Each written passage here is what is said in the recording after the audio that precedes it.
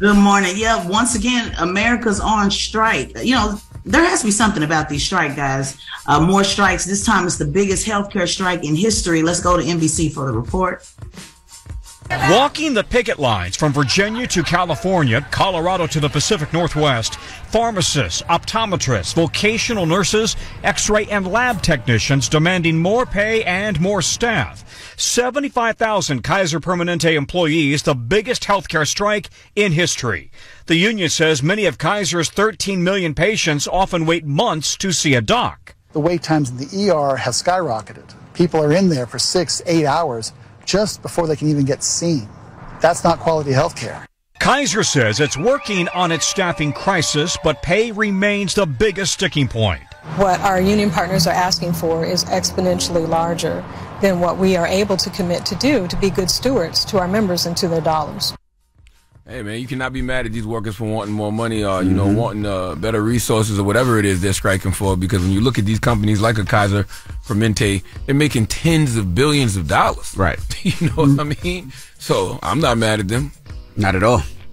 And what does this say, you know, about Dr. Cornell West brought this up when he came on the show. You know, if all is well, why are so many people striking? 362,000 workers have gone on strike this year in 2023 alone. Now, that is compared, DJ Envy, to 36,600 over the same period 2 years ago. So compare 36,000 2 years ago to 362,000.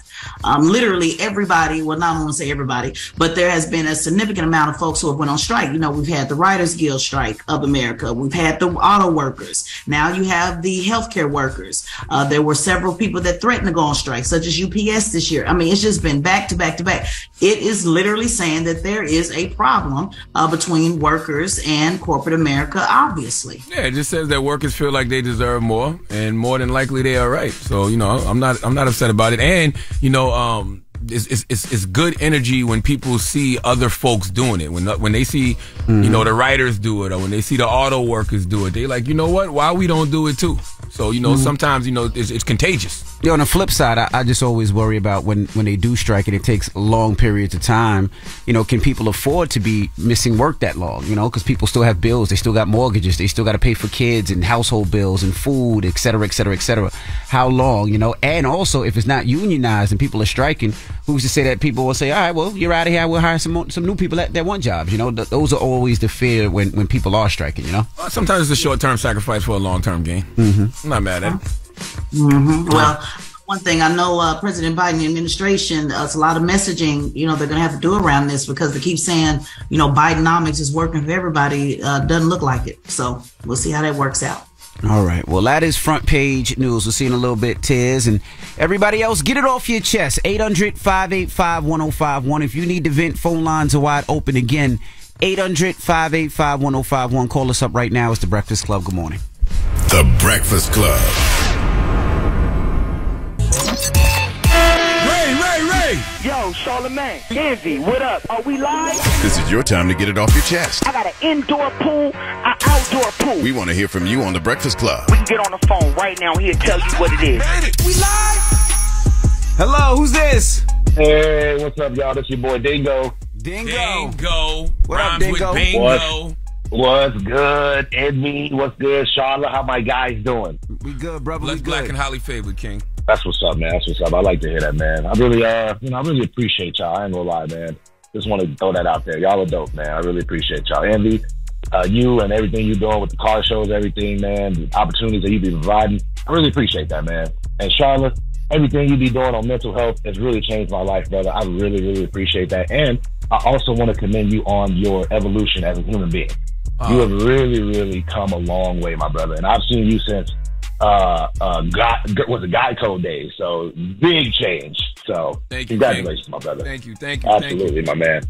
But I wanted to get off my chest today. It is Thursday night football. I am a Chicago Bears fan, unfortunately. So I want to wish my boys some words of encouragement. Chicago Bears, don't F up tonight. Y'all are the worst team in the league. Yes, y'all are. Please get it together. Y'all are embarrassing us. This is ridiculous. I'm still around for y'all, but this is absolutely insane. Yeah, I hate to say this. Because, you know, I'm a Dallas Cowboy fan, so the Redskins are our arch enemies. But the Redskins are going to beat y'all tonight, bro.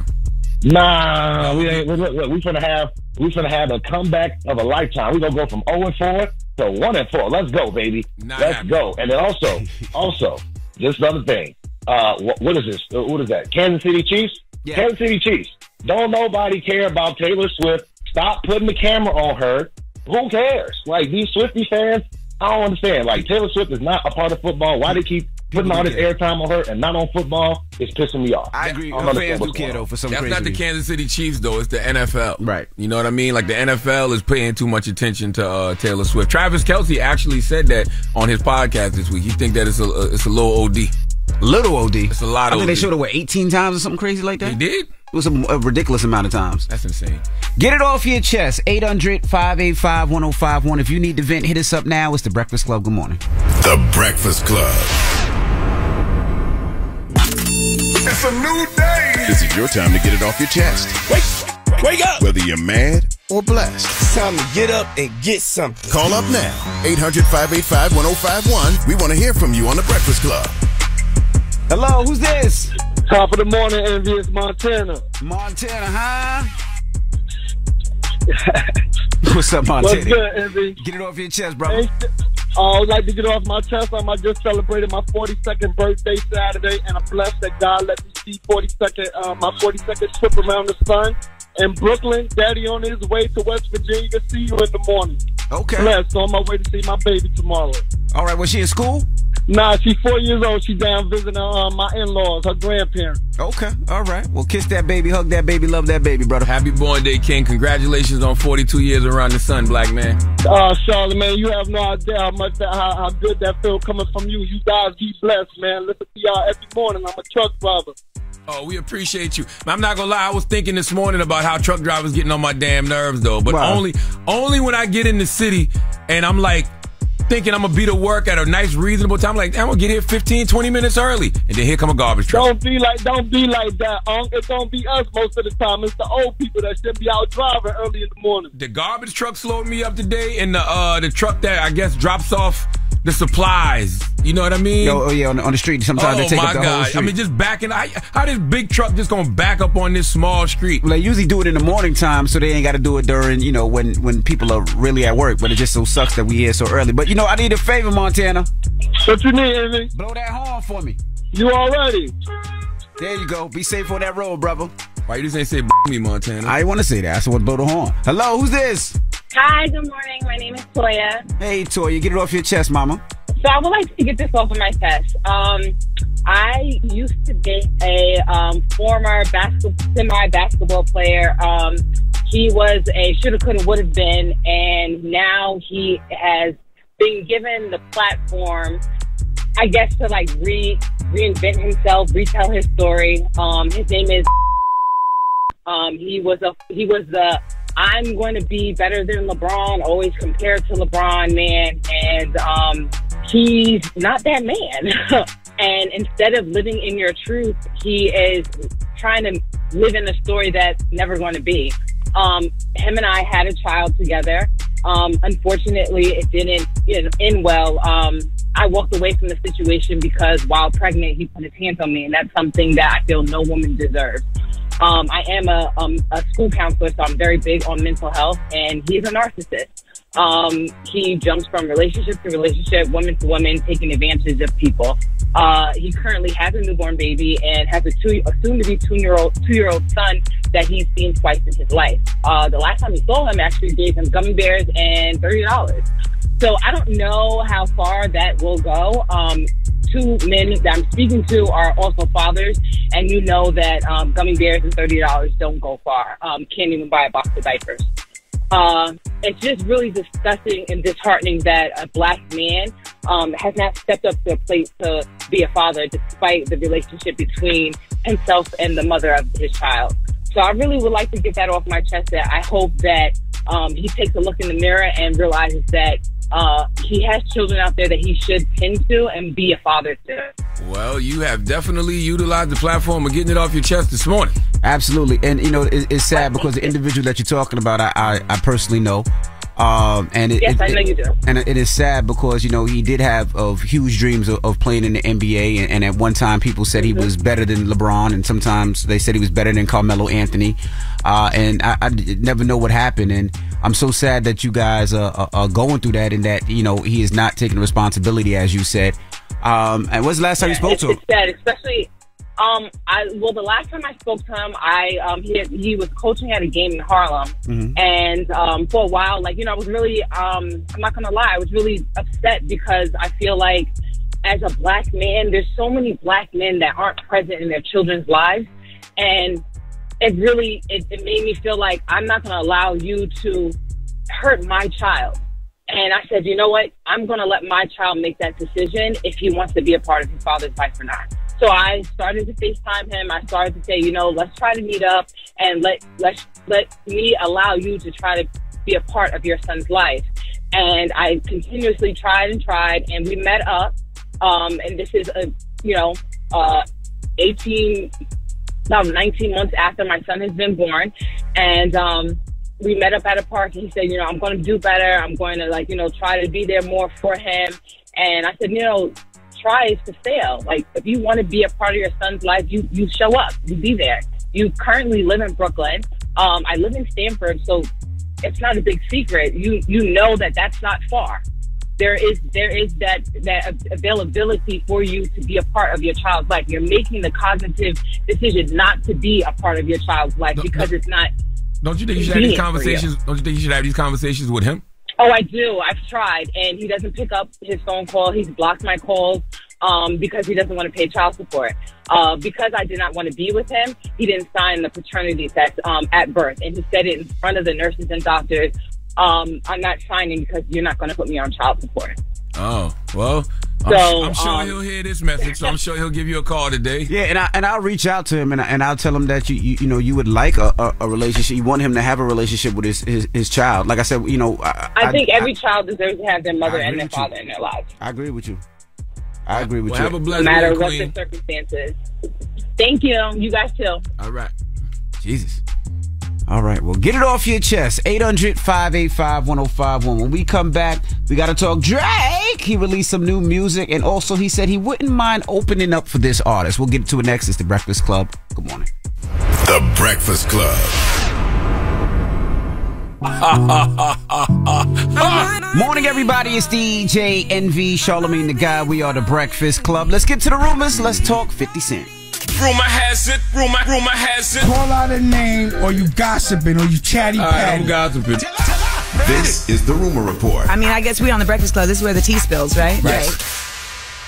Now, I don't know why 50 and Diddy keep going back and forth. Well, first of all, it's not a back and forth. Okay, all right. It's a fourth and a fourth. I don't know what 50... And the fourth is always coming from 50. I don't know why 5th stays on Puff's ass, but... Pause. He wouldn't want you to say that. You're right. I don't know what... Let's just play the audio. 50 was performing, and he stopped the show to make this announcement. That's why I don't be going to the puffy parties. You from the front and the back at the same time? What you talking about? Look, if you're into that, I'm fine with it. To each his own. I'm just saying this my mother down the party. It's uncomfortable. I think I belong in the girls' bathroom. And like that is going on. Well, they can be gender-neutral bathrooms. Okay. By the way, the hug from the back will always be nuts, and I'm gonna tell you why. When a man hugs another man from the back, you know, it ain't even about the sexual aspect of it. It's the danger part. What you mean the danger? Like, announce yourself. Don't just be walking up behind me, hugging me from the back. You know what I mean? I got paranoia and anxiety. I don't know what you coming up from behind me before. Does that happen to you before? What, the hug from the back? Nah. I don't allow that to happen. Just because the way I maneuver in rooms, I'm always paying attention. I'm not letting you come up behind me. You didn't see me get punched in the back of the head.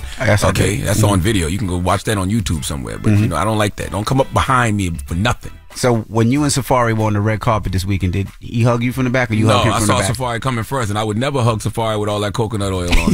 You know what I mean? You're not about to put that on that leather I had on. You know what I'm saying? That was coconut oil, by the way. He told me that. As soon as I told y'all when I saw Safari, I said, Safari, what the hell are you doing? And he said, coconut oil. He said it like that? That's exactly how he responded. Okay, all right. Then he slid down the red carpet, literally. He slid down. Okay, all right. Well, yesterday, SZA was supposed to perform, and she announced that she couldn't perform out in Toronto because she had gotten sick. She said that her voice has been shot ever since. She explained that she truly wanted to perform, and she had no choice but to cancel. Well, Drake left a comment.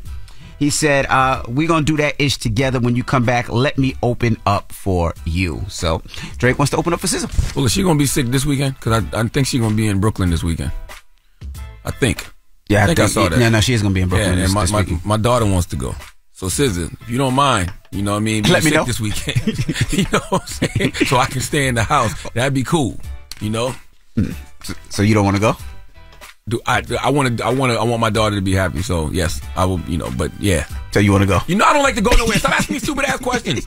You know, I don't like to go no damn place. And lastly, yesterday Drake released a new single. It's called 8 a.m. in Charlotte. I wouldn't call this a single. It's one of his classic timestamp records. Yeah, well, it's on the album. So I guess. Yeah, is it on the album? I believe so. This is on the album. Making up stuff. That's what OVO told me. OVO said it's on the album. OVO Eli's one of our producers. He's a Drake stan, and he knows everything about Drake. You ain't got the track list already. He knows everything about Drake. Drake is only OVO. Is this on the album? Thumbs up or thumbs down? Because most of the time his timestamp records don't be on albums. He put thumbs medium. All right, but this is the record. Of course, his new album comes out this weekend for all the dogs, and this is called 8 a.m. in Charlotte. And Front Page News is up next with Tesla and Figaro's The Breakfast Club. Good morning. Morning, everybody. It's DJ Envy, Charlamagne the Guy. We are The Breakfast Club. And if you need relationship advice or any type of advice, ask C&E. Charlamagne and myself will help you with all your information. So if you're having a problem, relationship problem, or just a problem in life, you can call us up and we'll try our best to help you. 800-585-1051. Ask C&E is coming up next hour. But right now, let's get in some Front Page News. What up, Tez? What's going on, DJ Envy, Charlamagne the God? Peace, Ted.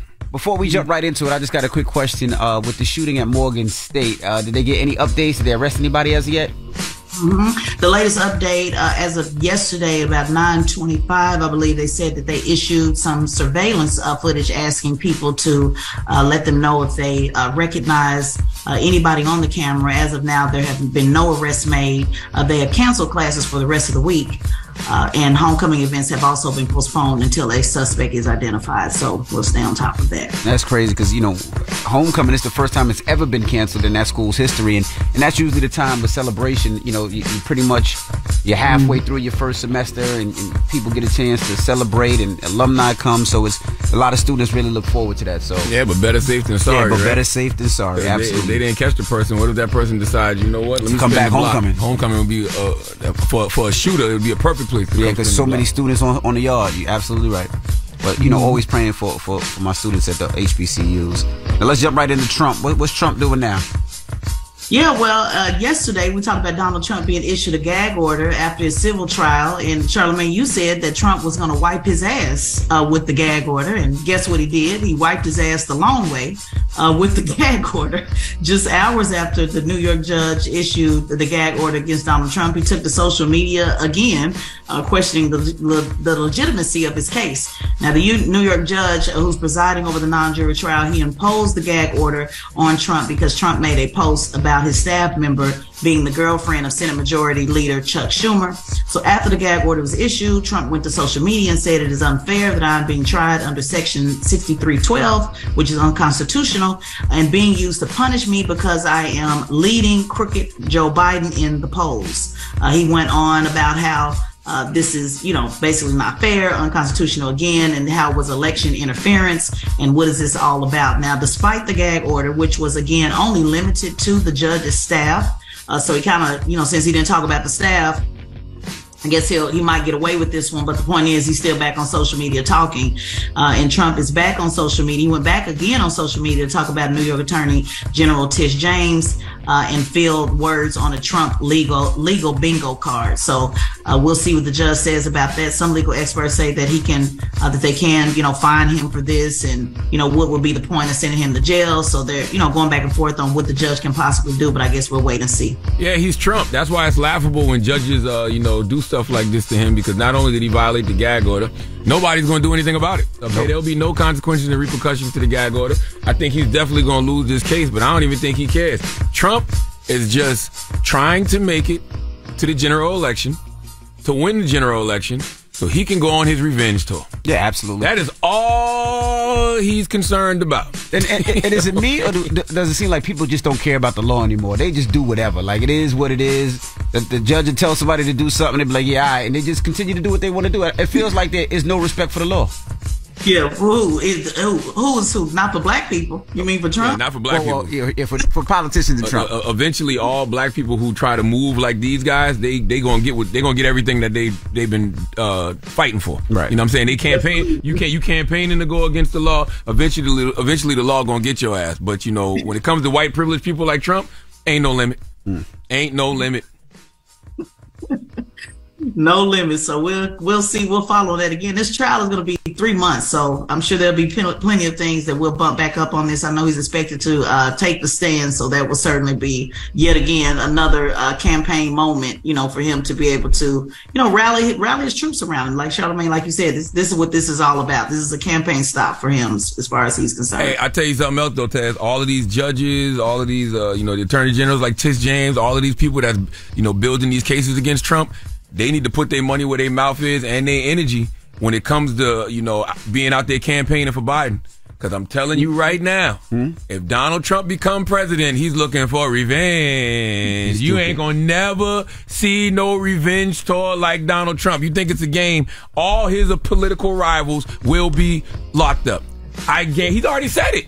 We knew this before he said it. He's going to absolutely weaponize the DOJ and every other law enforcement unit that he can to lock up his political opponent. So they better be out there campaigning for Biden, making sure Biden get back in that White House for a second term. Because if Trump get in there, it's going to be trouble. You're going to be over there. Better start knocking on doors, Steve. I'm telling you. Now let's talk about these HBCUs being underfunded. Yeah, so, obviously DJV HBCUs is really important for you to rally around. We all love HBCUs, but I know this story is important to you. And our rally was held at Tennessee State University Tuesday afternoon after federal agencies discovered historical black colleges and universities are underfunded by billions. Now, we already know that they're underfunded, but it's one thing when you get that receipt in hand. Let's take a listen to what some of the students had to say, and then I'll give you a little bit more information. So initially, I was really, really shocked because we, have faced a lot of public scrutiny about our campus and how it looks and housing crisis and all those things. And so it was shocking to see that we were actually owed state money. Whether they get the money or not, he's hopeful for some repayments, with a widely recognized lawyer now on the case. It shows that we're on a broader platform, that this has the potential to become a nationwide campaign, and we just need to be paid our 2B. Students are just shocked because why wouldn't you want to take that same pride in us as you take in another university? Yeah, this is one of those conversations we were having a lot when Deion left Jackson State University, because everyone was putting so much pressure on Deion and saying how Deion could change HBCUs. And we was talking about how about all the money that state governments owe HBCUs. Salute to the good brother Wes Bellamy. He was putting me onto this, and this was a conversation that we was having a lot and wanting to raise awareness about this, because so many of these HBCUs are underfunded by billions of dollars, from federal agencies. Yeah, shout out to Dr. West, always pushing this as well. Now, HBCUs were underfunded by states by more than $12 billion. And Tennessee State University was underfunded by more than $2.1 billion alone, and they ranked as the most underfunded university. And the U.S. Secretary of Education sent letters to 16 governors across the nation showcasing the disparity in funding between the HBCUs compared to the non-HBCUs. And the report said that the money is owed to more than a dozen HBCUs across the country. So yeah, this is a real problem. And again, real problem, especially during campaign time, especially, while there was still debate on if the loans will be forgiven and, how people feel about that. And now people are having to pay back their loans. Again, this is just yet another problem. I know people keep saying that everything goes back to politics, whether you like it or not, who's in charge, who's doing what, who's sending the money, what's happening, the governor, from governor state all the way on down and up back on the federal level. Yeah, there's a great Forbes article you can read called How America Cheated Its Black Colleges, man. And it just breaks down how compared to their predominantly white counterparts, the nation's black land grant universities have been underfunded by at least $12.8 billion over the last 3 decades. $12.8 billion over the last 3 decades. So, yeah, this is an issue. Yeah, that's important to say over the last 3 decades. So we're talking about 30 years. So that means what? Democrats and Republicans have been in charge over there. Because, let's not make this about one party or the other, but it does fall on who's ever running at the time. It falls on their watch. But I think that's an important point that you make, Charlamagne. Last 3 decades. So we're talking about 30 years. Wow. This All right. has been happening. Well, that is front page news, and I'm actually going to be at Alabama State this weekend. I was at Alabama A&M last week, and I'm going to be at Alabama State this weekend. So, I'm on my HBCU tours. I like to go visit the HBCUs. I DJ, talk to the students, and just trying to shine a light on some of the HBCUs that maybe students and kids don't know, and try to give them some visuals so they can actually see what kind of like what going to a HBCU is all about. So, again, shout out to all the HBCUs. Hopefully, I can hit some more HBCUs this year. Yeah, and one more thing. I was trying to figure out the school. That's what I was Googling. It was a school in Maryland. They settled a HBCU federal lawsuit for $577 million. They were in court for 15 years accusing the state of providing inequitable resources to 4 of its historically black colleges and universities. I don't know if they got the money, but they definitely settled a lawsuit for $577 million. Wow. So they actually sued, to get that money. So that's a damn shame. They give us the money. We got to sue to get the money that's supposed to be given to us. A damn shame. Yep. That's right. This was a couple years ago. It was, 2021. Well, thank you, Tiz. Absolutely. And make sure you subscribe to Tesla and Figaro's podcast, the Straight Shot No Chaser podcast on the Black Effect iHeartRadio podcast network, and follow at Tesla and Figaro on all social media platforms. All right, when we come back, Sherry Shepherd will be joining us. We're going to kick it with her. Season 2 of her show is on right now, so don't move. It's The Breakfast Club. Good morning. The Breakfast Club. Morning, everybody. It's DJ NV, Charlamagne the Guy. We are The Breakfast Club. We got a special guest in the building, Sherry Shepherd. Welcome. Hey, y'all. I'm assuming you passed the COVID test to get in here? Let me tell you something. How you start on your premiere week and get COVID. This is yes, I am COVID free. Yeah. I am fine. I had no symptoms. You know what the worst thing about COVID is? What? When you got to call people and tell them you got COVID. I had to call all of, I guess, John Batiste. Mm-hmm. He was headed to France to perform, and he was so amazing because you got to do, hey girl, hey dude, hey, I got something to tell you. It's like you about to tell somebody you got STD. It's horrible. Mm-hmm. And he was like, Sherry, I just love you. We all right. And he was great. I called Michelle Buteau. She was fine. I called Julie Chen. She was good. That damn Leslie Jones. Mm-hmm. I called Leslie Jones. I said, hey, girl, I got something to tell you. She was like, girl, I love our sisterhood. I love you, girl. Thank you for having me on the show. The show about to go to #1. I said, I got COVID. She went, you got COVID. I got shows this weekend. When I tell you, Leslie Jones, oh my God, all that friendship. You lose friendships over COVID. Leslie was like, wait a minute, did you hug me? Did you kiss me? What you do when you came in my dressing room? And I was like, calm down. Yeah. Okay. And she was like, you know what? I don't appreciate the fact that you had COVID. You ain't tell me you had COVID. Like, you didn't have no mask on or nothing when you came at me. And I said, first of all, I didn't know that I had COVID. Now we screaming at each other. I didn't know that I had COVID, Leslie. I didn't have any symptoms. I would not have been on the air with you with COVID. That's right. I said, I don't play. And plus, you friggin' 9 feet. And I said, if I gave you COVID, you got it in your. Because first of all, you know how tall you are next to me? That's where you got COVID in your. This girl, every day, she was like, yeah, I tested negative. I'm negative today. And she's like, I'm going on tour. And I was like, I'm glad you negative. Let me know. Every day, Leslie, and I said, y'all put up a picture of Leslie Jones at the studio. She not allowed in because she want to fight. Leslie gonna fight me, and I'm sick. I got COVID. Y'all ain't reconciled that yet? I told Leslie, I said, Leslie, everybody on the show negative. We're good. I think you're good. Nobody got it. And I left her a note, and I said, just let me know how the book did.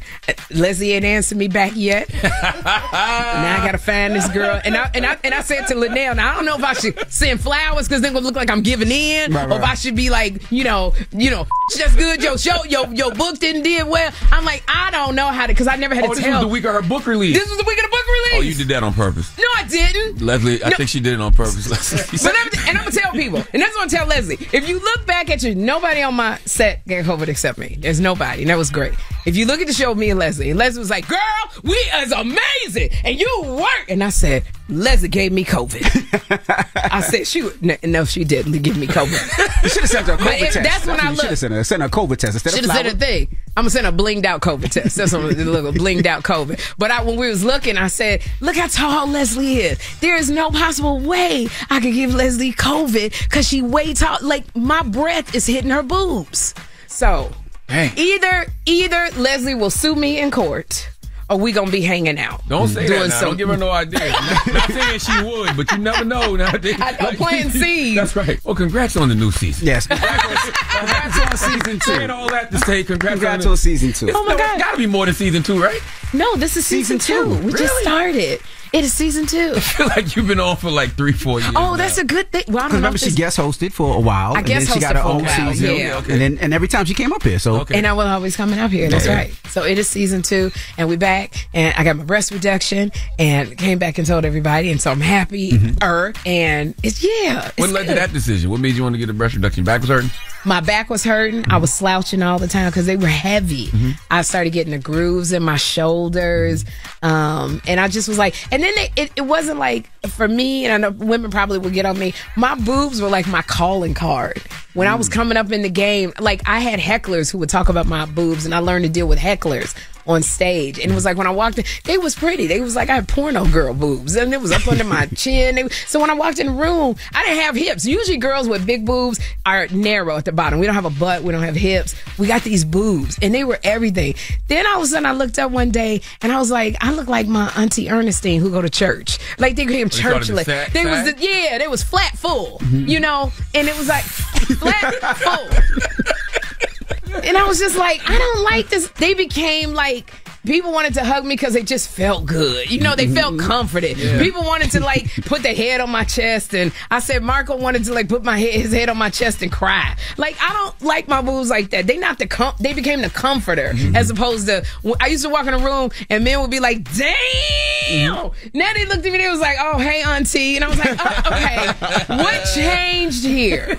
So I was like, they were my best friends. And I went, it's time to let go because I don't like the pain. I don't like the grooves in I tore muscles in my rotator cuff because of my boobs. Because of your boobs? Because of my boobs. So heavy.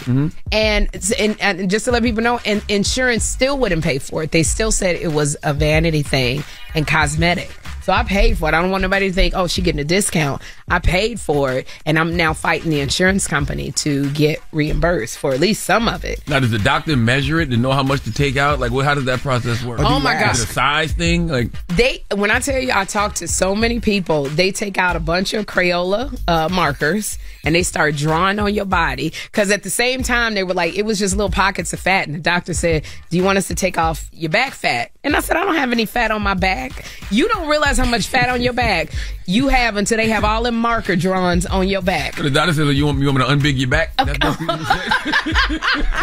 That's basically what the doctor said. That's basically what she said. Damn. But it was like, you know, it's from gaining weight and losing weight and gaining weight. I just had loose skin, and so they draw on you, like literally coloring in within the circles. You have more drawings, and I sent pictures of them to everybody. Garcelle Bouvet was like, "You got to let me know before you gonna send me pictures of just your boobs." Niecy Nash was like, "This is too much. I'm tired of this. I'm really tired of you sending me these." But they're so pretty. I was like, "Oh my gosh, they're beautiful. I need you to see them."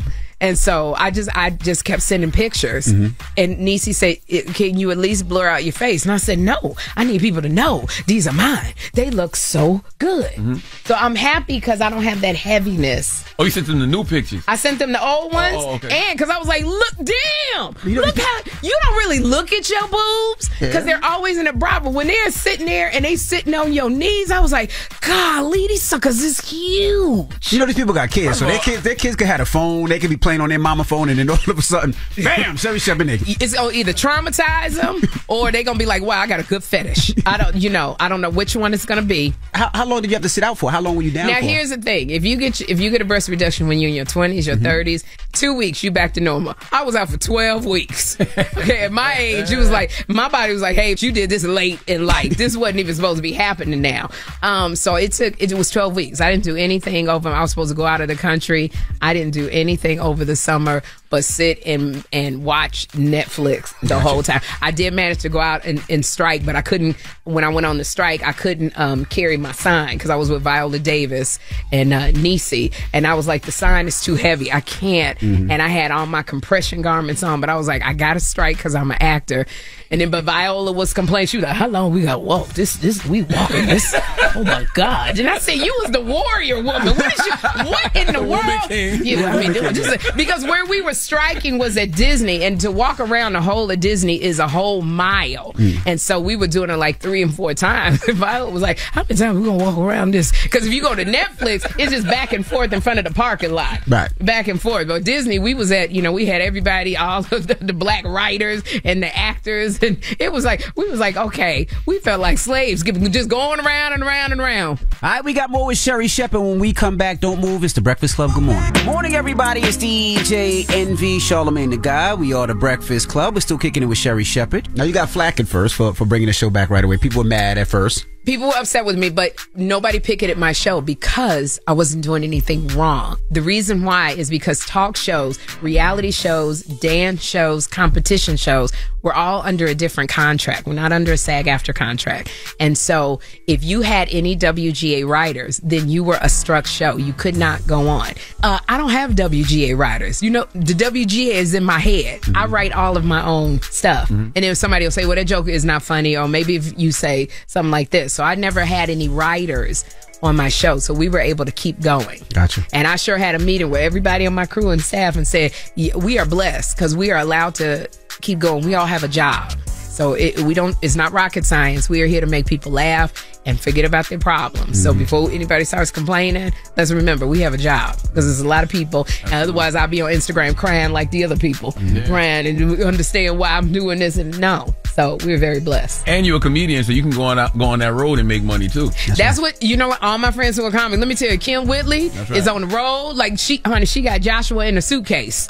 Her son, she is on the road. She going to Puerto Rico. She going here. And I said, girl, why you keep going on the road? She said, because I'm not working. She's an actress. Right. So what she does is stand-up comedy. So yes, all my friends who are stand-ups, Chris Spencer, they get back on that road. Do you ever worry about the new generation only knowing you as a daytime host over being a stand-up comic? The new generation, no, I'm okay. I'm okay because they all now calling me auntie. I think the new generation... Even after the breast reduction? Even after the breast reduction. I don't mind auntie, though. Auntie is... to me, it's a sign of respect because you could be calling me something else. Absolutely. So I feel like the young ones now, when they say, oh my God, you're a legend, you inspire me. Even Jess, I texted her and I said... Jess Hilarious. Jess Hilarious. I say, you do things at a level, you make it look easy, which means you're working hard.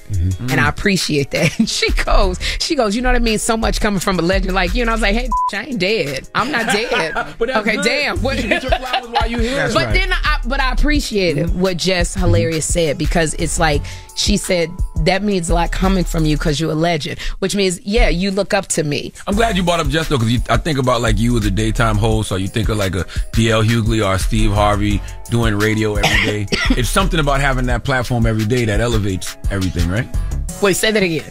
Like you do daytime TV, you did that with The View, and you do it now, like with your own show. But then DL has his own radio show. Steve has his own radio show. It's something about being on a platform every day that elevates you as a comic too, right? Yes, it does. Okay.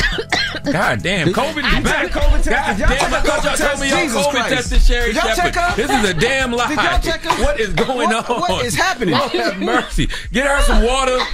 Get a COVID Get test. Some water, please. We might need a mask. I don't know, Sherry. I know a COVID cough when I hear one. Oh, you know a COVID cough? That does sound like a COVID cough. That is not a COVID cough. Sound kind of COVID cough. She got one. Yeah, she got it. That is not a COVID cough. That is definitely COVID. Oh my gosh. I'm so sorry. Okay, I'm good. You sure? Look, Leslie Jones is texting me now. See? Oh my God. This is the problem when you had COVID. You can't even have a good cough. Nope. You know, it's one of them coughs like you somewhere where you can't cough and then you start, your shoulders start moving. And like, oh my God, Jesus, help me. Okay? I got it. Sure, and I had to do it. Now. No, I'm sorry. Just saying, when you have a daily platform, it elevates you as a comic. You do because you have a platform to go on every day. That's what I love about having a talk show because I'm able to bring people on like my Laugh Lounge. We have. And so I'm able to bring comics on that I know are brilliant that wouldn't be able to go on a talk show. And so, yeah, I got that platform. I got that platform to bring on a chef that maybe needs some shine. You know, I got the platform to bring on artists like New Edition and give them the entire show, you know, to show people. You're holding that coffin. No, it's not my... When y'all see my... Them eyes was watering. My eyes are still watering. And normally I got all of the breasts to like diffuse it, but I don't have my breasts to like hold it back. I think that's why I'm missing. Oh my gosh, it's going past it. But no, it's so nice to have a show where I do have the platform and I do come into people's homes and I'm able to say, Tracy Spencer and Shanice came on the show, and that was one of our highest rated shows. Wow. So because people wanted to see them. So yeah, Dio has his platform for politics. I have my platform to make people laugh and just feel good. And I feel like it gives you more material when you do hit the stage. I have so much material. Yeah. I wish I could do the behind the scenes. That's the material I can't do until I'm like 90 and I write my book. But it gives me a lot of material. Well, absolutely. Feel free to text Jess and tell her that. Just be like, feel free to text her and tell her that. Text her and tell her that. The behind the scenes. To hold it till she's 90 or I love me some Just let her know Jess. having a daily platform is a good thing. No, we love Jess. Oh, we trying to get Jess on. I'm just saying. I tell Jess, I love Jess. We love Jess. Jess is like Jess with the mess. I love her. She checks us. She checked me this morning. She checked us this morning from LA.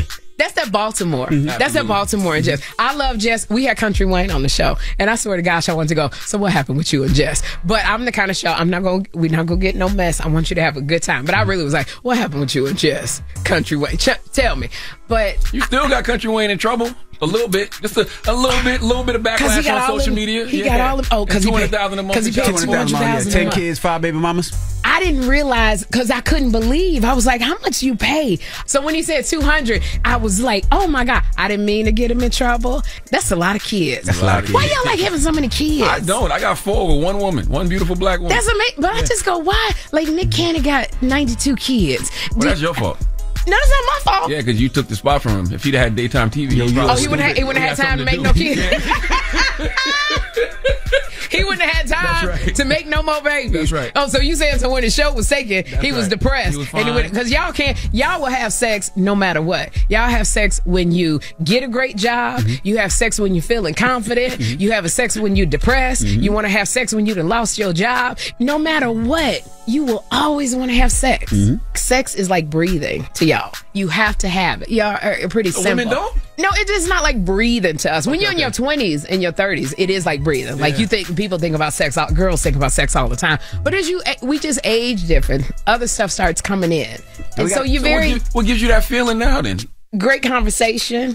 If I see things that are sexy to me is when you are like committed. I love a man that's creative. I love a man that loves great conversation because physically, I'm practical. You can't be throwing me up in the air and think my knee gonna stay in place.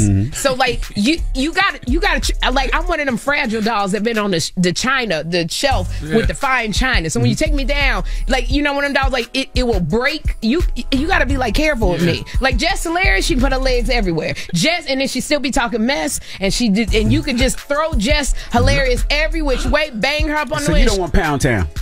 No. I just heard the lyrics to that. Pink booty. Oh my God! I was like, what are these girls talking about nowadays? When did talking about your booty hole be sexy to people? You got to have her on daytime TV. No, because she gonna be like this auntie. Okay, gone old lady. What is wrong? When did just getting money and showing your booty hole to dudes become sexy? So I come from the school of let him imagine something. Don't just come and show him every day. Don't just. When did your booty become like the emphasis now? That's not fair though, because our generation was like that. Lil' Kim and Foxy. Yes, we had our wild side. Yeah, it was like that too. But I just feel like these girls, we don't have anything to balance it. Because back then when you had Lil' Kim and everybody, you had Latifah going UNITY. That's true. You had Queen Lauryn Pen. Hill. You had Lauryn Hill. I mean, you have a Rhapsody now. Yeah, but I don't think you have enough. So that's all you're getting. All right, keep it locked. We got more with Sherry Shepherd when we come back. It's the Breakfast Club. Good morning. Morning, everybody. It's DJ NV, Charlamagne the Guy. We are the Breakfast Club. We're still kicking it with Sherry Shepherd. Oh, I'm about to call. Lord have mercy. Jesus Christ. This is COVID. It is not I don't care what you say. I told you stop riding that train. You still on that train? I'm still on the train. Exactly. I'm still on the train. It's because I'm getting passionate about what I'm still on the train. Train germs. No, you just everybody on the train. Millions of people ride the train all the time, and I'm trying to show my son how to ride the train. Except I keep getting lost. So I'm not showing him anything. We get lost everywhere. But he needs to learn how to ride a train because he don't have the money to take an Uber. I take an Uber. You are struggling over there. I am. No, but my shoulders aren't heaving. That's Sexy Red said, yeah, my booty hole, but what about your throat? Okay. Oh my God! And I have nothing against Sexy Red. Miss Red. I have nothing against Miss Red. I just feel like we are women. Cough. Just cough. Just cough. What would you do if you was on TV right now? I don't know. That's all. Oh my gosh. When I tell you, in my whole 30 years of business, I've never had a coughing fit. Ever. I must be sinning. I must be doing something wrong because Jesus never lets me. I've never had a coughing fit. And I've always prayed, please don't let me have a coughing fit on a live show. Now we want to see it. No, don't wish that on me. Don't wish that on me. Because then Leslie Jones will not leave me alone. That's all I need is to be coughing on the air. Leslie's going to be like, this bitch got COVID and she's giving it to everybody. I can feel it through That's the TV. How I feel right now. You don't have COVID. I'm going to tell everybody that I got COVID tomorrow. Take a couple days off and blame it on Sherry Shepherd. Sherry Shepherd gave me COVID. Oh my God. I'm going Cameron and say that.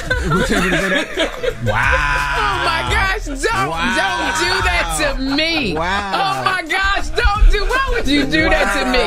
That's my sis, Tamron. Oh my gosh, the queen. But no, I just feel like women, young women today, they also need the other side. Yep. But I think we got too much of this side of everything is about our bodies. Mm-hmm. And so where's the woman that's singing about the other stuff, the more positive stuff? So that's all I feel. Mm-hmm. You know, for me at this age, I don't think that's gonna work. Me going to a man going, my booty hole thick. They're gonna be like, okay, I don't know what they say. She said brown. Oh, brown. Whatever. Thick booty hole. That sounds like something you buy at the meat market. Okay. I want some of that First thick of booty all, hole. You get that 6-pound booty hole. I don't see what the difference is between booty hole brown and booty hole thick. It's the same. It's nasty. It's all nasty. Jesus, I don't know how we got the booty holes. I don't know how we did either. But man, that's not gonna work for somebody like me. Somebody like me coming and singing that kind of song, they're gonna be like, if you don't go home and turn on Golden Bachelor and leave us alone. What the hell is Golden Bachelor? The TV show. It's the TV show. I don't know. That no Golden Girls. It got the highest ratings on ABC. They have a bachelor who's 72 years old. No, I did not have a crush on the Bachelor, but I did like the Bachelor and the Bachelorette. I thought it was pretty good. But they have Golden, so it's yes, he is 72 years old, and it is all women over like 55 vying for his attention. Highest rated show on ABC right now. It's amazing. And there was one woman came and opened up her robe, and I was like, okay, that stuff used to work when you was 20. You can't go showing a 72-year-old man because it's just some stuff that ain't right. That we supposed to hide. Right now, I got to do the bait and switch. Like right now, like young boys be coming at me, and I'm like, I got to do a little bit of bait and switch. What's the bait and switch? The bait and switch is like, I don't want you to know I be tweezing my chin hairs anymore. A little young boy walking the room, see me tweezing my, he gonna be traumatized. Ooh, I don't want him to see me filing that, look, rubbing my bunions. That's gonna hurt him. Yeah. He don't need to see me lotioning my feet like 3 and 4 times and then going to get the oil and put more lotion on. He don't need to see my feet absorbing all that moisturizer and then still be ashy. It's just stuff that he don't need. When you get this age, you know what your conversation is with your girlfriends. The medication that you taking. You ain't lying. What I tell you last night, right? Charlamagne. Man, I was on the phone with Duval, and I'm walking into CVS, and I ain't even realized it, and I'm talking. You're like, what you doing? I said, picking up my cholesterol medicine. Picking up. Here's how you know when you at an age, when you at the doctor's office, and they go, are you on any other medication? You're like, yeah, I'm on Rosuvastatin, I'm on Valsartan, I'm on, you know the names of your medication. That's you know one is for blood pressure. I'm on metformin because of my diabetes. When you used to walk in my room, this is why I don't want to traumatize a young one. When they be coming up to, hey mama, and all you fine and all this. When you walk into my bedroom, my dresser used to look so pretty. It had candles on it. It had a Kama Sutra book. It was like setting the mood. If you walk in my room now, it looked like a pharmaceutical. It looked like a pharmacy sitting there. I got melatonin to help me go to sleep. I got something to help me wake up. I think I may have Pepto-Bismol sitting right there, because sometimes I wake up and I'm like, ooh, what did I eat? It's just things going on.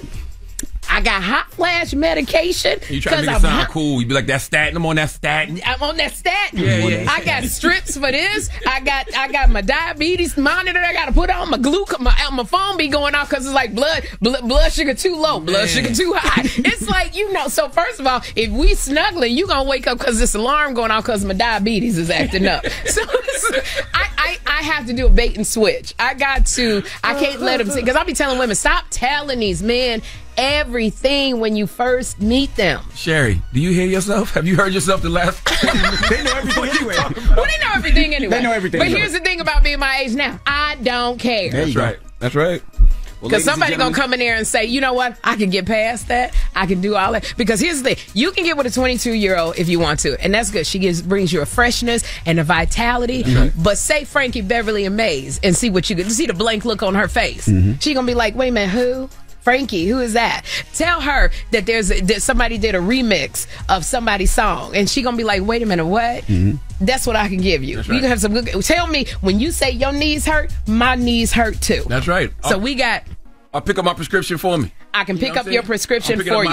And I know, Charlamagne, okay, you married and I respect that, but let's say you were single. I know if you get that look on your face and your face goes slack, I'm going to run in there and get that red pill. I know that.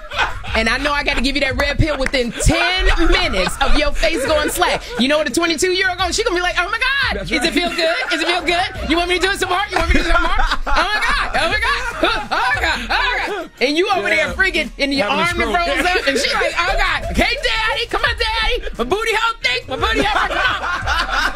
I know the signs of a stroke, Charlamagne. You gotta recognize. I know your heart. I know to get that daggone, because I know somewhere in there we got a heart monitor and an oxygen thing to put on your finger. Okay, so that's what you're not gonna get from the 22-year, but you're gonna get it from Sherry. Okay, I know how to call your mom and talk to her. I know when you're going crazy. And when I say to you, I'm going to call your mama. The way I call your mama, you know to act up. That's right. To act right. That's right. Sherry Shepherd, ladies and gentlemen, season 2. I got a talk show. Season 2. Make sure you check it out. We appreciate you for joining us. Thank you, and Just Hilarious. Come on, girl. We want you. There you go. All right, it's the Breakfast Club. Thank you for joining us. It's Sherry Shepherd, ladies and gentlemen. The moral of the story is get you a woman that can recognize the signs of a stroke. The color of a booty hole does not matter when you're having a stroke. You hear me? Okay. Wow. You know what? Let's get to the rumors.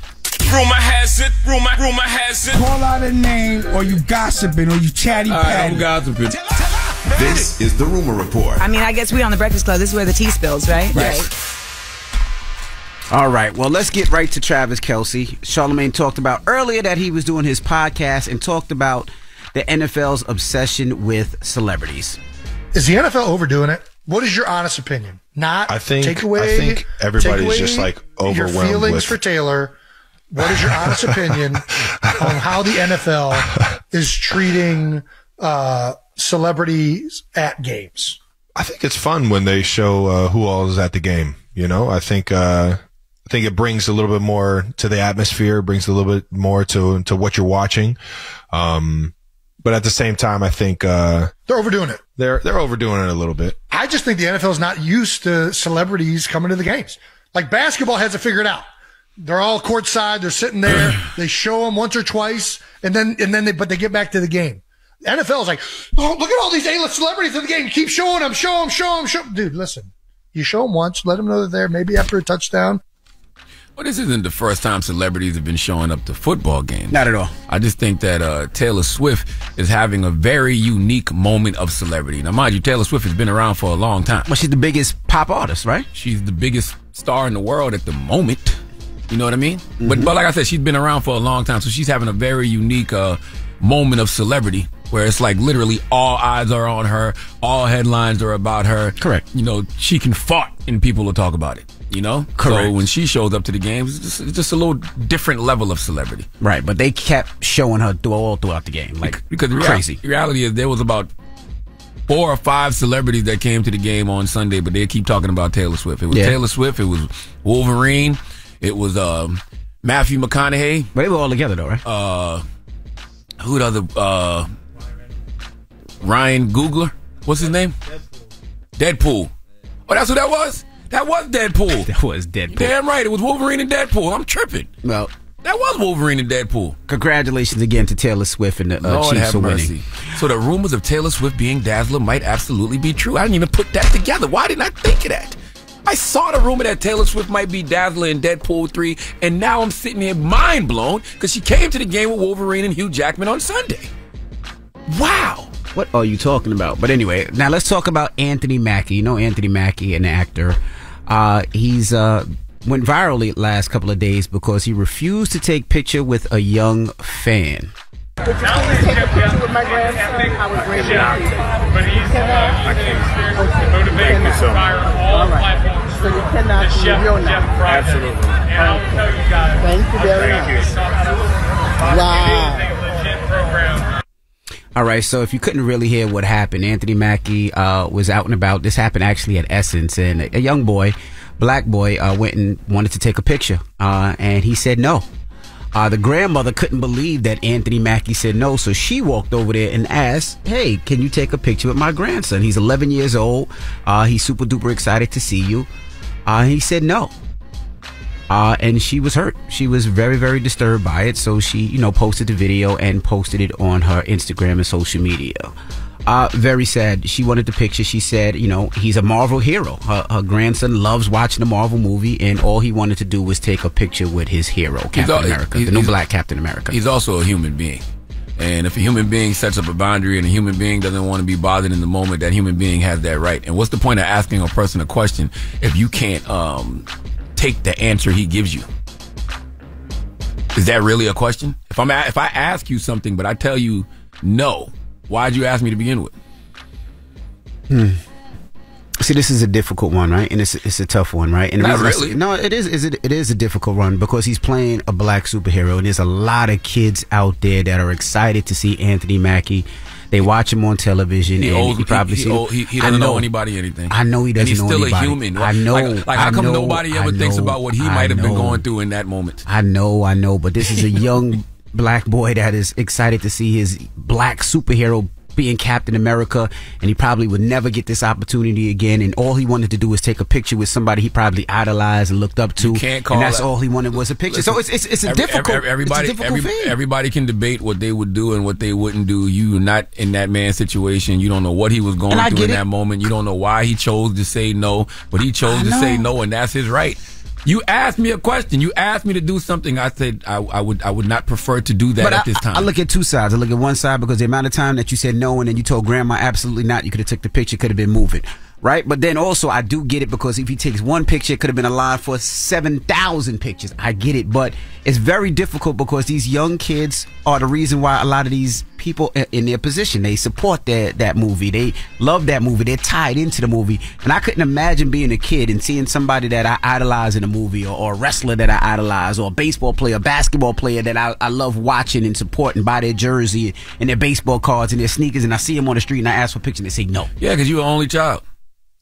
That has nothing to do with being the only child. Only child. Shut you up. need to toughen up, Buttercup. Okay? All right. What Candace Owens said yesterday, I heard Candace Owens said, life's tough, wear a helmet. All right? Forget you. Toughen up, Buttercup. You know what? Right. That is your You're only children so used to getting your own damn way. It's not about being only Sometimes child. you're just not going to get your way No, in it's life. not. People going to tell you no, and it's fine. At 11? Yes. Toughen people up, going to Buttercup. tell you no. I'm not. You got to stop doing that to people, man. Like, people do not owe you anything. At all. I don't care who they are. Sometimes in life, you're going to hear no's, and that's fine. Your life's going to be destroyed because of no. Because in life, all you need is one yes. I've definitely gotten way more no's than I've gotten yeses. Could you imagine you're a wrestler fan and you can see Hulk Hogan? Oh, no, that's Savage or Hulk Hogan? Oh, yeah, that was Hulk Hogan. Yeah, you see him and you're like, oh, yeah. And he's like, no way. And he walks away. That'll hurt you.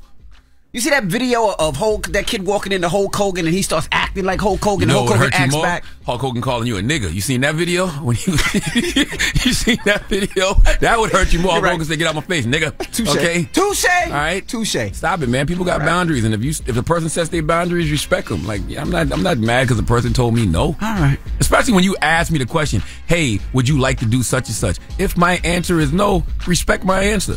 Because if you're expecting a yes, you weren't even really asking me.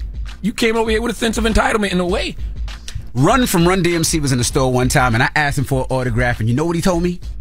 He said yes. And because of that, I remember that all my life. And I'm so grateful that Run gave me that autograph when I was like 9, 10 years old. That little boy will remember that note from Anthony Mackie for the rest of his life. He'll be fine. I don't know what you said there. You think he's not going to remember that? You're right. He's definitely going to remember that. You're right. All right. Well, that is your rumor report. Who you giving your donkey to, man? Man, 4 after the hour, we're going to talk to you about why we all love McDonald's, but not as much as this man named George. What's George's last name? George the Mama. No, what? that ain't his That name. is definitely not his last name. George Demarius. There you go. Yes. All right, we'll get to it next. It's the Breakfast Club. Good morning. The Breakfast Club. Your mornings will never be the same. I was donkey up the day. Made it. Damn, the hee-haw again. It's time for donkey of the day. I ain't trying to be donkey today no more. They should be embarrassed by what they already did. I'm not making these people do these things. Called donkey of the day, and it really caught me off guard. Damn, Charlamagne, who got the donkey of the day today? Well, just hilarious. Donkey of the day for Thursday, October 5th goes to a North Dakota man named George Demarius.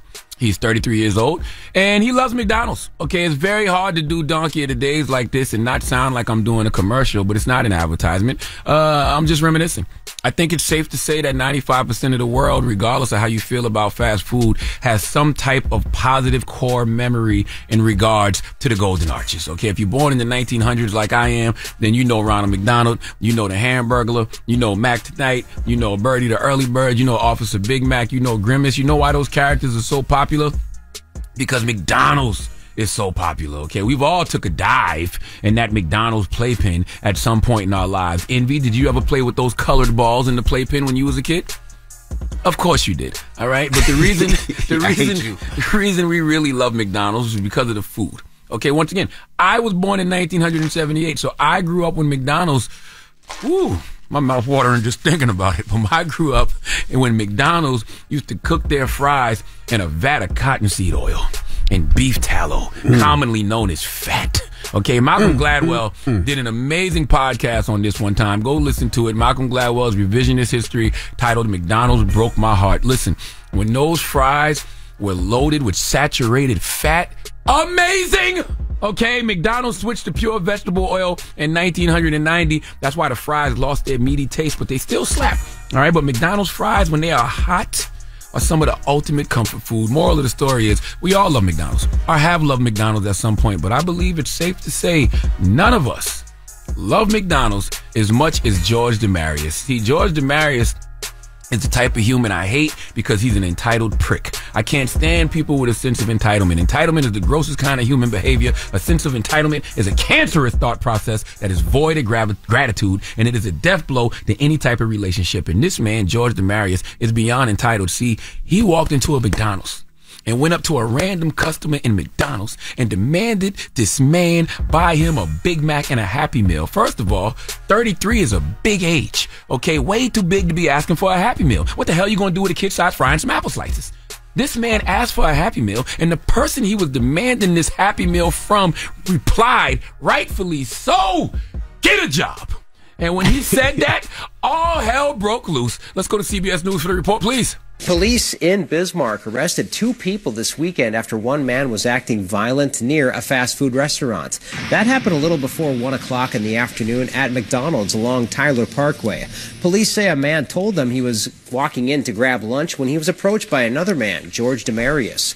The man said Demarius asked him to buy him a Big Mac and a Happy Meal. Police say the man told Demarius to go get a job. The man says he then walked in to get in line when he says Demarius followed him inside and pointed a gun at him, telling him what he said was disrespectful. Witnesses then say Demarius swore at the man and left. Police also arrested Demarius' girlfriend, Eloise Flying By, because they say she gave officers a fake name. Police also say Demarius had concealed the gun he was carrying in his 1-year-old daughter's stroller. Demarius appeared in court this afternoon, and he is being charged with terrorizing. I would like the record to show that Eloise Flying By sounds like a fake name. So what name did she give? I want to know the name she actually gave. First of all, dropping the clues bombs for Trent Guffmiller. Okay, he's the 43-year-old man who rightfully told George to get a job and proceeded to get in line and order his own food. Now, I'm going to tell you straight up, I probably would have bought the food for George. Okay, depending how he asked. And because I would have asked him, are you getting this Happy Meal because the child you love is hungry? And Trent, I have to say, I don't know how things are in North Dakota, Personally, I wouldn't have dismissed this man like that. Even though I have no problem with what you said and how you handled yourself. I just feel like I wouldn't have dismissed this man like that. Not in 2023. I would have treated him a little bit more kinder, treated him like a human, simply because this man is clearly dealing with something. There are some issues here. There is some pain that he clearly couldn't wait to project. And if you're 33 and you come into a McDonald's asking another grown man to buy you a Big Mac and a Happy Meal, then life clearly has you dealing with some desperate times. Now, the president of the Fat Lives Matter committee said to me this morning, I should have given the hee-haw solely to Trent. Because what happened to paying it forward?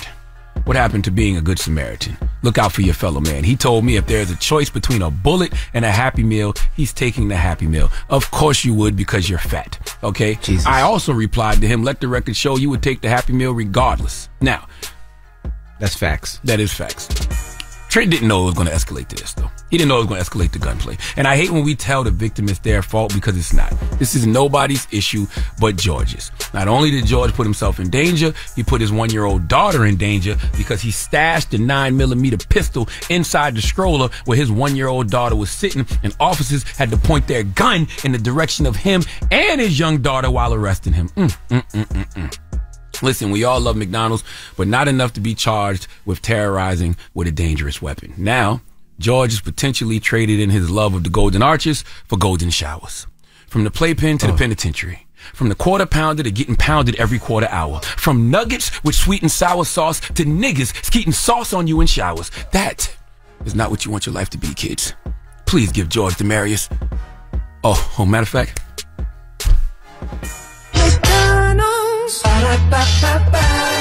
I'm loving it. Now please give George Demarius the sweet sounds of the Hamiltons. Oh, now you are the donkey. That was nasty. Of the day. I think it's very nasty what he did. You are the No, you nasty. donkey of the day. Yee-haw. I agree with you. It is nasty that George pulled a gun on that man just because he wouldn't buy him some McDonald's. No, great play on words. What are you talking about? Golden nuggets to golden showers. Who said that? Sweet and sour sauce to, you know what, in the shower. Who said that? You! I ain't saying none of those things. Prove it. All right, well, thank you for that donkey today. BET, we'll see y'all tomorrow. Peace, BET. Everybody else, Ask C&E. 800-585-1051. If you need relationship advice or any type of advice, phone lines are wide open. 800-585-1051. Call us up right now. It's The Breakfast Club. Good morning. The Breakfast Club.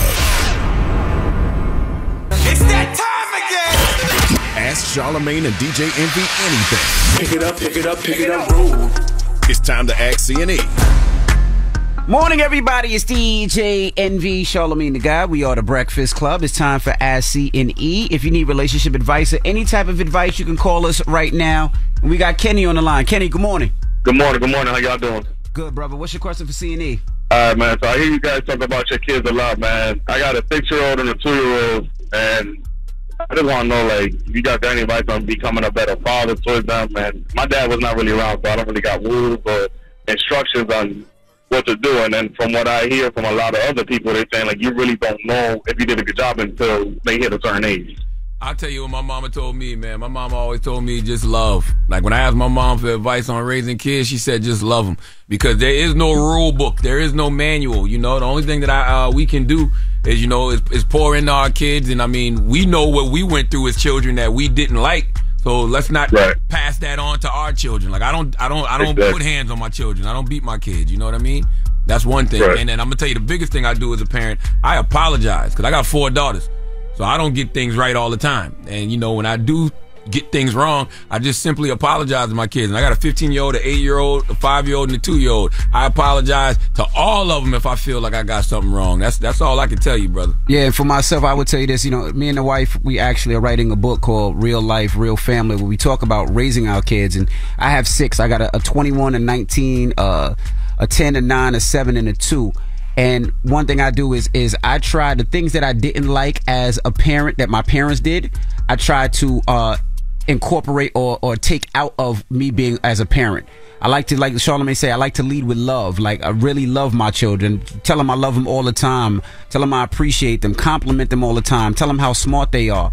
And the most important thing for myself is give them the time. I know a lot of time as parents, we want to grind and we want to hustle. We want to make money. We want to do this. But there's no better thing for myself than that time. Like last night, I was playing basketball with my daughter's boyfriend, and the whole family was there playing basketball, and we were just all there together as a family, and they like that more than anything else. That sounds like quality time you were spending with your daughter's boyfriend. With everybody, the whole family was there, sir. You didn't say that earlier.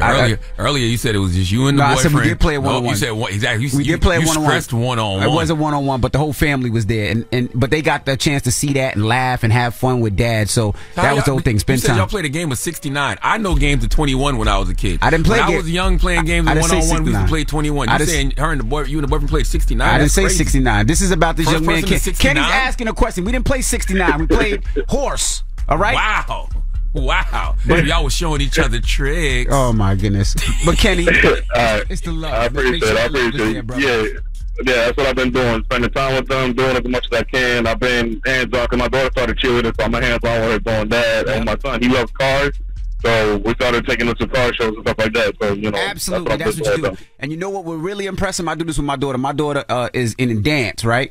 But when they're doing their cheerleading thing, you practice with them. Like, you let them know Daddy cares. And no. Yes, I practice with my daughters. Love it. I'm a cheer dad. You don't know your daughter's cheers? I couldn't do my daughter's cheers if I tried. See, my daughter does competitive cheerleading. My daughter does dance, and I be dancing with him. You look stupid. I do, but I do it for my kids. Kenny, thank you, brother. Dancing with your daughter. I appreciate that, man. Thank you. Last night when y'all was playing a little game of one-on-one, wasn't you? Yo, you jealous. I tell you another thing, too. Jealous. Real quick, don't raise your kids out of fear. Like, I know my dad raised me out of fear, you know what I'm saying? Even though he did love me, but he didn't want me to make the same mistakes that he made. And I think a lot of times when we don't want our kids to make the same mistakes that we made, we end up raising our kids out of fear. That's right. You know, instead of love, man. Just love, man. Love. As C and E, 800-585-1051. If you got a question, call us now. It's the Breakfast Club. Good morning. It's that time again. Ask Charlamagne and DJ Envy anything. Pick it up, roll. It's time to ask C&E. Morning, everybody. It's DJ Envy, Charlamagne the Guy. We are the Breakfast Club. We're in the middle of Ask C and E. If you have questions, relationship questions, or any type of questions, you can call us now. Kiki. Hello. Hi, Charlamagne. What's up? Peace, Kiki. What's How up, are mama? you? I'm good. So, y'all ready for my question? What's your question, mama? Okay, so my question is how I get my husband to stop eating all the food in the house. Like, every time I cook, he eats more than his share. He eats up everybody's food. Me and my daughter end up only getting one plate. If I save a snack in the cabinet, he's eating it before I get to it. And last night I cooked ramen, and I put steak and shrimp in it. Wow. But I saved half of the steak to make a baked potato for today for the family. It's inflation. I'm trying to spread the meal out. I wake up and the steak is gone. Like, he's eating up everything. How big is he? And I feel like that's a lack of respect. How big is he? He's skinny as all get out. He's skinnier than me. I can't believe you calling up here complaining about your husband eating. I've never heard such a thing. He's eating my food, though. Buy more food. If you know the man likes to eat, then buy more food. Either that or offer him more ass to eat. One of the two, ma'am. Jesus. Man, get more money. It's expensive. So if you know it's expensive, that means we got to stretch it. If we got to stretch it, that means she got a daughter. You got one kid. You got one daughter? Yeah, one daughter. And she eats just as much as him. I cannot believe that you're complaining about your family that likes to eat. And I bet you like to eat, too. I bet you if I talk to your husband and your daughter, they'll talk about how much you like to eat. Huh? That's why I'm complaining, because I love to eat, but when I go to get my food, it's gone. Like, I'll save a Snicker bar. And I like to save stuff, for longer than I should. And by the time it's back, by the time I have a taste for it, it's gone. That's disrespectful. Does he get high? That's not disrespectful to y'all. Does he get high? Does he smoke? Yeah. That's the problem. What it is. That's the problem. Munchies. Yeah, that's exactly the problem. what it is. Yeah, he's high and he's hungry, and it happens to the best of us. But do you put your name on your stuff? It's only 3 people in that house. Y'all know what's mine. All jokes aside, put your name on stuff.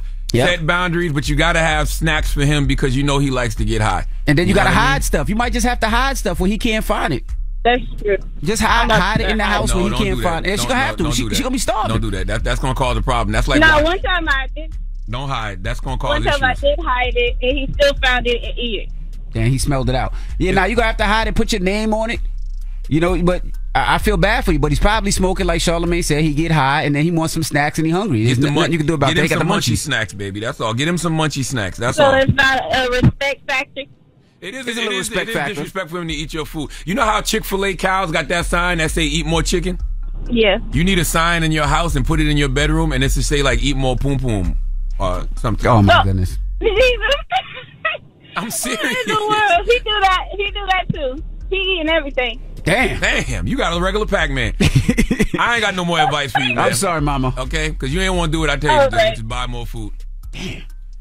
Okay, thank you. How you gonna call up here complaining about your man wanting to eat? Yes, we like to eat. Duh. But she said she can't afford it. She said she ain't got no money to keep feeding them. Man, they got enough money in that house. Okay, I ain't saying they rich, but just set aside some snacks. It's when you get the munchies. If you got money for weed, they got money for more food. That's true. Or instead of having steak, you got to get other things. Their steak is expensive. Instead of having steak, you might got to get more chicken. Well, I don't eat red meat anyway because my cholesterol. But you can do more chicken. You can do more other meats that are a lot cheaper than steak because steak is very expensive, depending on what the cut of steak too. Yes, it is. All right, Ask C&E 800-585-1051. When we come back, we got your rumor report. Ice Spice and Pete Davidson hooking up. We'll tell you when and how. It's the Breakfast Club. Good morning. Good morning, everybody. It's DJ NV. Charlamagne the guy. We are the Breakfast Club. Let's get to the rumors. Let's talk Ice Spice getting up with Pete Davidson. Rumor has it. Call out a name, or you gossiping, or you chatty patty. I'm gossiping. This is the rumor report. I mean, I guess we on the Breakfast Club. This is where the tea spills, right? Right.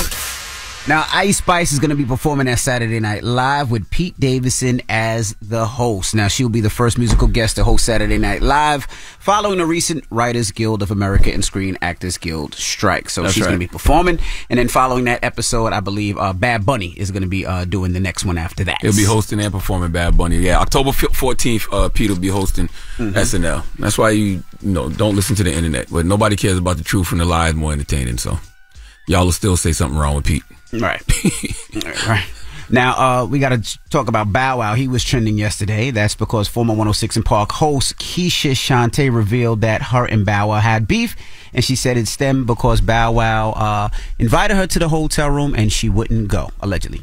He hazed me in the beginning. We were both signed to Sony Urban. Yeah. He saw my poster in the building in New York City, and he was like, I want this girl in my music video for Shorty Like Mine. He was like, hey, I want to invite you to be my lead girl. And I was like, oh my God, I would love to. So my team flew me out to LA. We had a whole team meeting. He showed up all like, what's up? He was putting on. And then he asked me like, oh, you want to come by the hotel? Yeah.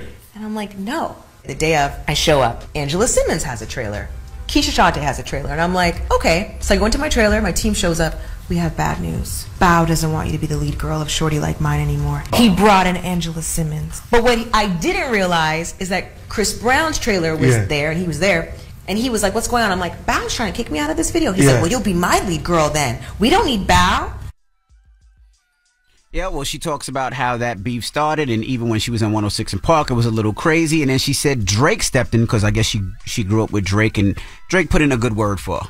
106 & Park happened. They told Bow the day I was showing up that I was the new host. So we did a couple shows. I don't think they aired. It was just kind of like rehearsals and stuff. And he just kept hazing me. Teleprompter would come up. He would say my line or mess up his line or pause and be like, no, it's your turn. And it's not my turn. And I got to set, and Aubrey was the guest that they were interviewing. We did our segment, me and him. And then Aubrey's the one that co-signed me to Bow. Yeah. It was like, no, like... She's cool. Yeah, like that's like, So he gave Bow the okie doke, and then Bow was nice to me after that. Well, Bow Wow talks about it. Said it didn't happen like that. It was totally different. First and foremost, I just spoke to Keisha 2 days ago. I speak to Keisha all the time. I picked the phone, I called her, we spoke.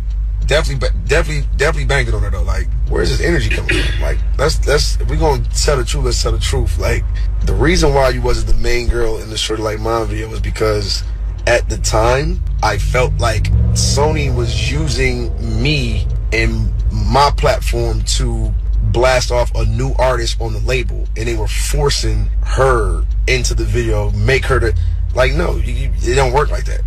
At the time I wanted a certain individual to do that. Why? Because I knew the person and it was just the right thing to do. Well, she reposted, just got off the phone with Bow. It was the first time we got a chance to speak about this, and I'm glad we were able to clear up the misunderstanding. The only reason I reported this because it was viral. They were talking about the things that they did, but they actually squashed their beef. You reported it because you wanted to report it. Nah, because it was viral. And I'm going to tell you something. I really miss Jess Hilarious right now. Me too. I wish Lauren LaRosa wasn't here to report that story. Because hearing you report that story feels like I'm getting a hug from the back at a puffy party. All right, that's what it feels like. Let's try. No, we will not try. I promise you I'll go to HR today. All right, now. Okay, watch this. I'm going to go to HR. Get off me. Get off me. Get your hands off me. Don't be hugging me from the back. What the hell you? Look, I'm a grown-ass man. You're big age hugging somebody from the back. You're big beige age. Don't you be hugging me from the back, boy. Take that. Take that. See? Take that. See, that's what happens, okay? That's why you reported that story just now. All right? And that is your rumor report. Okay? That's exactly why you reported that story. All right. The People's Choice Mix is up next. Get your request in 800-585-1051. I remind you guys, tomorrow on the show, Kirk Franklin is going to be joining us and also Stephen A. Smith. Good, because you need prayer. Shut up, man. We'll make Kirk pray for you. I'm going to tell him to bring some holy water in here. Yeah, shut up. We're going to stomp. Breakfast Club, good morning. Don't pass it to me. Just kiss me and spit it in my mouth. The Breakfast Club. Your mornings will never be the same. Morning, everybody. It's DJ NV, Charlamagne the Guy. We are the Breakfast Club. Now we got to salute Sherry Shepherd for joining us today. Salute to Sherry Shepherd. Make sure you check out season 2 of the Sherry Show. And I'm telling you, man, all you OGs, I know y'all out there, y'all love chasing young girls, but what she said is true. I've heard TK Kirkland, say the same thing. Get you a woman that can recognize the signs of a stroke. Okay? The reality is the color of a booty hole ain't gonna matter when you having some type of cognitive, stroke. A stroke. What is it? Cardiovascular issue? I think. Yeah. Yeah, some type. Moral of the story is, nobody cares about the color of your booty hole or your poom poom when you having a stroke. If you're an older man, get you a woman that can recognize the signs of a stroke. But my mom always told me that you always wear clean underwear just in case something happens and you go to the ambulance, you just want to have clean underwear on. For real? Mm-hmm. I want you and your mama to talk about better things. I don't understand why your mama... Your mama never tell you that to make sure you got clean underwear on just in case... I don't even know how we got here. I don't even know why that even came up just now. You were talking booty hole brown. I just want to make sure people out there wearing clean underwear. That's all. All right. All right, when we come back, we got the positive notice, the Breakfast Club. Good morning.